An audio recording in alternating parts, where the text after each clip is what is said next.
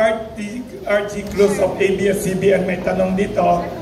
Yes, RG Cruz siya. May tanong siya dito. Siya na lang mag-ano. Sir, lalayo lang ako ng konti sa politics. There's a news report from 2 days ago, or last week, saying that yung isang nagreklamo sa inyo, si Mary Ann Maslow, was already apprehended by the NBI.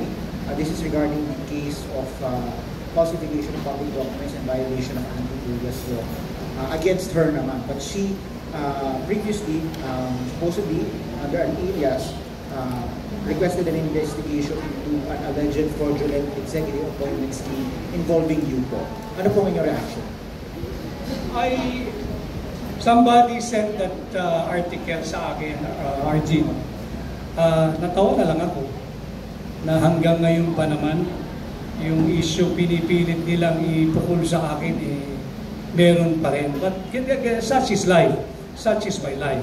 And apparently, yung complaint niya was, I do not know when, but the news article was very, very explicit. It was made last year. When I was a full year or more than full year detached from my previous position. And ironic because the one who is guilty of faking her death is now had the temerity and the guts to be making me as the object of her complaint. Ang better question siguro dyan, RG, sino ba ang nagko-complain? Yung namatay na buhay, Maslok, o yung, ano yung bago niyang pangalan? Ha? Jessica Francisco.